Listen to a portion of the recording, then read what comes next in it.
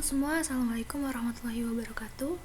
Baik, di sini saya akan memberikan materi berkaitan dengan yaitu materi hardware.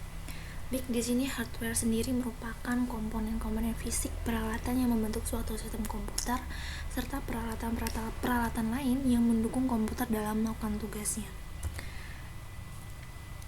Di sini ada komponen hardware. Yang pertama itu dibagi menjadi 5 golongan. Yang pertama input device, processing device, output device, storage device, communication device. Ya, selanjutnya apa itu input device ya?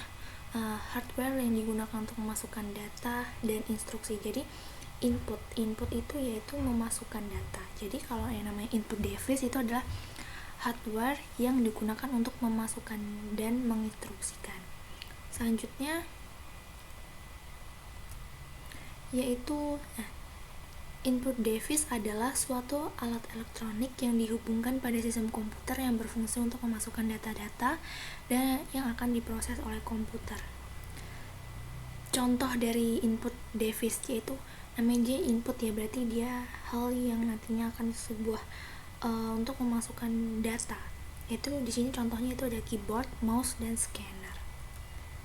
Yang kedua yaitu sistem unit atau processing device, yaitu kotak yang berisi komponen elektronik yang digunakan untuk memproses data menjadi sebuah informasi. Selanjutnya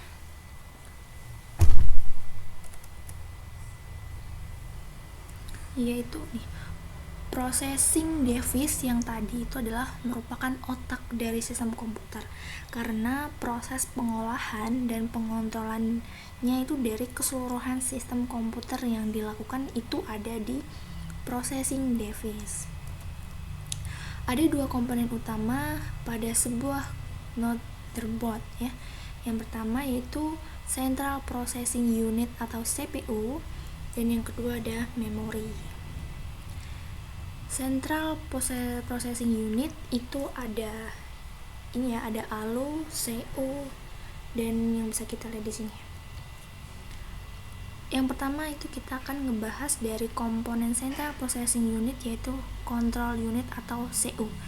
Control Unit atau CU ini bertugas untuk mengatur dan mengendalikan semua peralatan yang ada pada sistem komputer.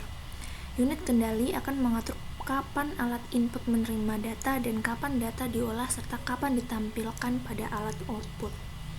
Contoh dari CU atau control unit itu adalah tugas dari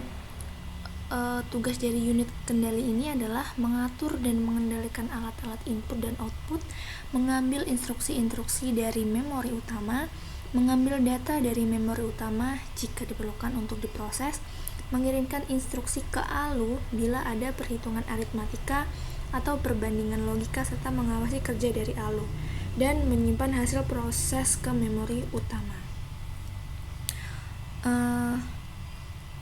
Lalu dari tadi ya ada yang namanya membuat aritmatikan dan logic unit. Ini adalah bagian ini berfungsi melakukan perhitungan matematis serta mengambil keputusan dari operasi logika. Register ini bagian untuk menyimpan sementara yang digunakan untuk menyimpan instruksi dan data yang sedang diproses oleh CPU. Selanjutnya yang tadi contoh yang lain yaitu memori. Bagian inilah yang digunakan untuk menampung instruksi-instruksi yang telah diproses oleh CPU sebelum dikirim ke bagian lain. Jadi memori ini itu adalah bagian yang untuk menampung instruksi yang sudah diproses oleh CPU sebelumnya yang nanti akan dikirimkan oleh bagian yang lain. Adapun komponen memori itu dibagi menjadi dua. Yang pertama ROM atau read only memory yang merupakan hanya dapat dibaca saja karena isi dari ROM telah diisi oleh pabrik pembuatnya yang berupa program pokok yang diperlukan oleh komputer.